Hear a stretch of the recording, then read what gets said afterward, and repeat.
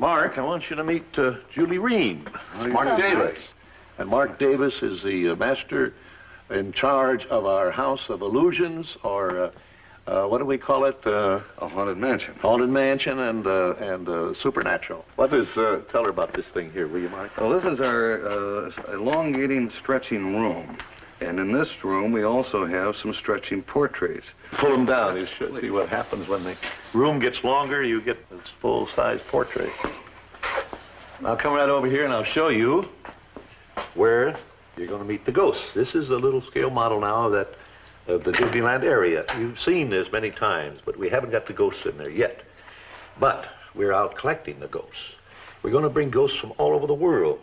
And we're making it very attractive to them, hoping, you know, they'll want to come and stay at Disneyland. So we're putting in wall-to-wall cobwebs, and we guarantee them creaking doors and creaking floors. I think we better get out of here. I think we're being watched anyway. Good idea. Since the opening of Disneyland California in 1955, rides and attractions have come and gone. However, there are some attractions that are that loved that there will never be a time when we'll see them come to an end. Now don't get me wrong, some of the new rides at Walt Disney World are some of the best on the planet, but there's something extra magical about the classics.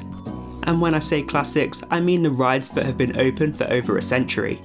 Maybe it's because they hold so much history, or maybe it's because they were some of the last rides that Walt himself worked on. In today's video, I'll be taking you right back to the start of one of these classics, and one of the most loved rides not only in Disney World and Disneyland, but in the whole world.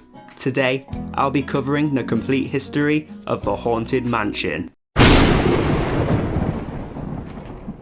Before we get started with this video, if you do enjoy watching, make sure to hit that like button to let me know. I'll be covering every single ride at Walt Disney World, so if you don't want to miss any of my future videos, make sure to hit that subscribe button and also ring that notification bell.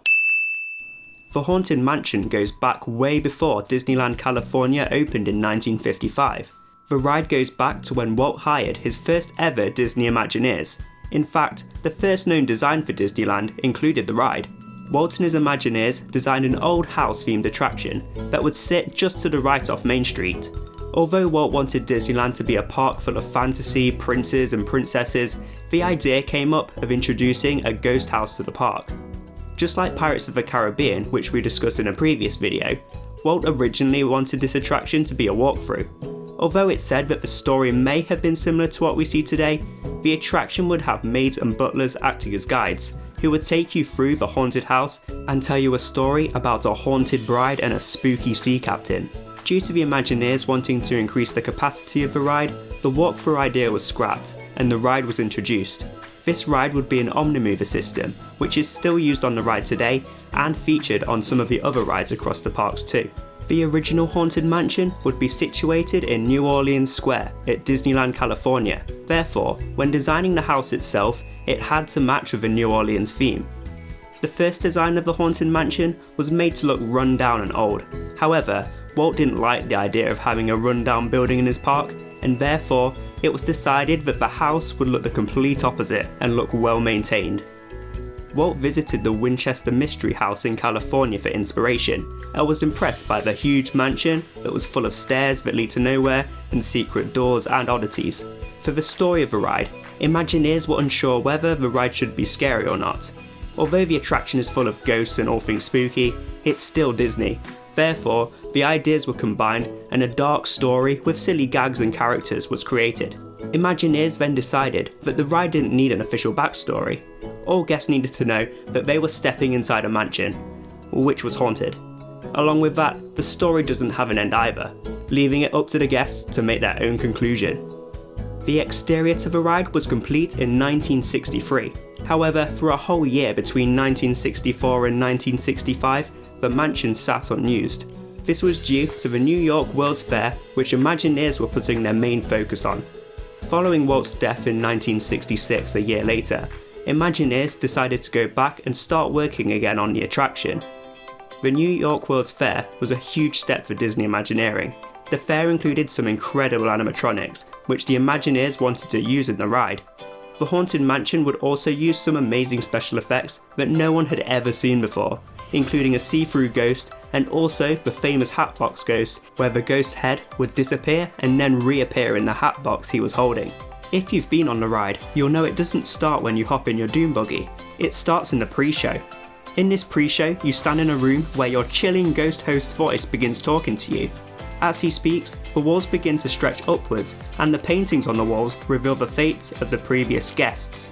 The lights then go out and the ghost host's remains can be seen hanging above you as a loud scream is heard. As you can imagine, this is probably the darkest thing that you'll find at Disneyland. In Disneyland California, the stretching room effect is achieved by the room you're stood in actually being an elevator. When you exit the room, you're then below ground level. At the other Disney parks, this effect is achieved by raising the roof of the room instead. The Haunted Mansion opened in 1969. As you can imagine, it was a huge success and is still to this day. The ride was that loved in Disneyland that it was brought over to Florida as an opening day attraction at Magic Kingdom in Walt Disney World just 2 years later in 1971. You can find the Haunted Mansion or a variation of the Haunted Mansion at every Disney park across the world. This excludes Hong Kong Disneyland, however, they still have their own concept of the ride. Every year during the autumn season, The Nightmare Before Christmas takes over the ride with a complete overlay. If you're a fan of The Nightmare Before Christmas, I highly recommend checking this out because it's incredible. Along with the Nightmare Before Christmas overlay appearing on the ride each year, there have been a whole bunch of updates since the ride opened all those years ago, and those updates are still continuing now.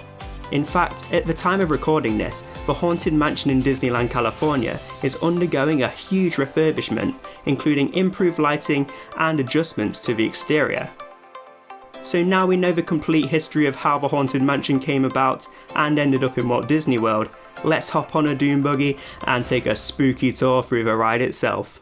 As you begin your guided tour of the mansion, you travel up a staircase. You go through a library and you pass an endless hallway, a music room, and a bunch of crazy staircases and also a conservatory, which contains a coffin with an unfortunate occupant trying to escape.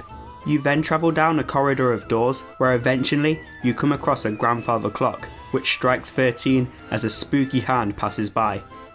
After you pass the corridor, you move into the Seance Circle, hosted by Madame Leota. Madame Leota is a disembodied head that's trapped inside a crystal ball.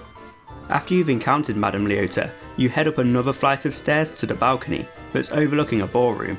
In probably the most well-known scene in the entire ride, you come across a ballroom full of ghosts dancing, which is achieved using the Pepper's Ghost effect.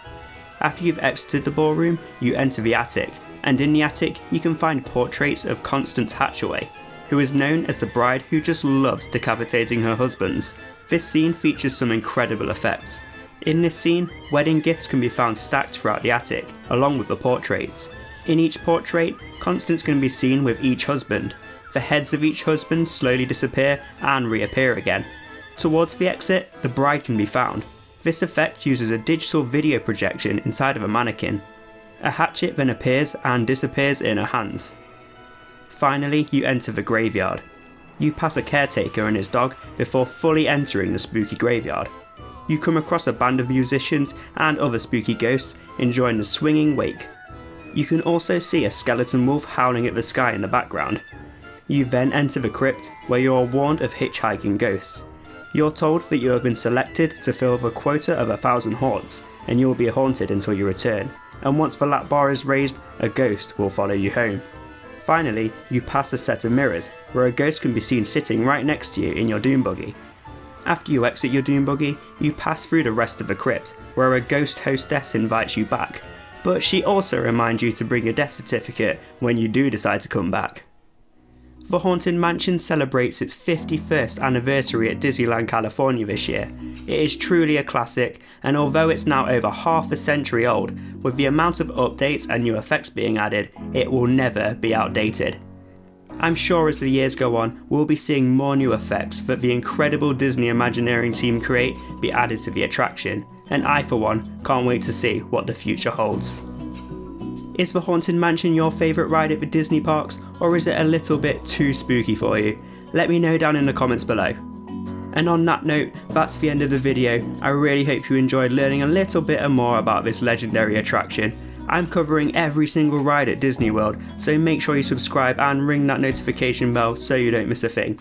So far I've covered Splash Mountain, the Twilight Zone Tower of Terror, Star Tours and Pirates of the Caribbean. So if you enjoyed this video, make sure to check them out too. Thank you all for watching and I'll see you in the next one.